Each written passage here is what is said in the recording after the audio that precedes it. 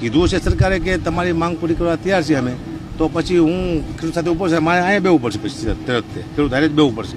નથી મારે કંઈ પૈસા જોતા, નથી મારે રાજકીયમાં પહોંચ જોતી, મારે જોઈએ છે માત્ર ખેડૂતનું હિત, ખેડૂતની માંગ પૂરી કરે, આ ઈચ્છા છે. બસ શું ઈચ્છા છે સરકાર, શું વાત થાય છે મને તો ખ્યાલ નથી, પણ નીરજભાઈ પાસે જાણવા મળ્યું મને કે સરકાર પોઝિટિવ છે થોડી આમાં, અને આવકાર આપ્યો સરકાર કે આવો એટલે ચર્ચા થાય.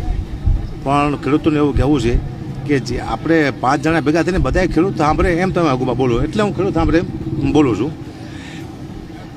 કે આપણે અહીંયા જઈ અને પાછા આવીને કંઈ ન થાય એવું નહીં, આવું ખેડૂતોને કહેવું છે. એક જ ધકે કામ પતી જાય. જે અમારી માગણી છે પરિપત્રમાં એને લેખિત આપવામાં આવે, લેખિત આપે એટલે વાર્તા થાય પૂરી, એટલે અહીંયા ઉપવાસ આંદોલન પૂરું થાય. પણ મને પૂરો વિશ્વાસ છે સરકારનો કે સરકાર ચોક્કસ આંદોલનને પૂરું કરવામાં સહાય કરશે અમારી, કારણ કે 7 દિવસ થઈ ગયા છે આજે. કોઈ એકાદો ખેડૂતને તકલીફ પડે, કોઈ ઓછું થઈ જાય એને પહેલાં સરકાર માંગ પૂરી કરી દેશે, એવો વિશ્વાસ છે. અને મેં હવે આ ઝંડો પકડ્યો છે તો હું આજીવનનું ખેડૂત સાથે છું. મેં બધું ધ્યાન રાખ્યું, ધંધાનું આ તે, પણ બધું એક બાજુ મૂકી દીધું છે. હવે ખેડૂતની હારે રહેવું છે. ખેડૂતનું આ એક જીવનમાં મને એક મોકો મળ્યો છે સારું કામ કરવાનું, અને મને 2 દિવસ સારી ઊંઘ આવે છે. પહેલી વાર એક સારું કાર્ય કર્યું, ખેડૂત માટે લડ્યો એમ.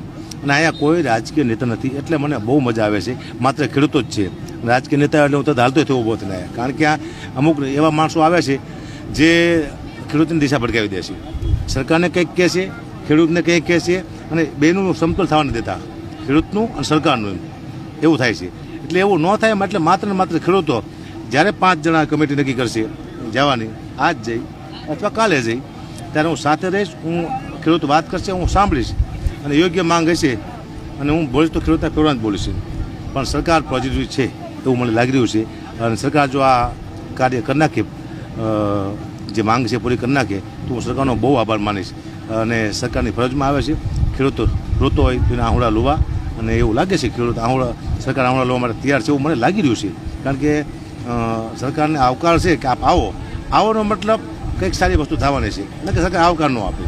તો હવે આવકાર આપ્યો તો આપણે જવું તો પડશે, જઈને ત્યાં ખબર નહીં પડે, પણ જાયશું છેલ્લી પહેલી વાર એવું ખેડૂતોને કહેવું છે કે જ્યાં પછી પૂર્ણ થઈ જાય એમ.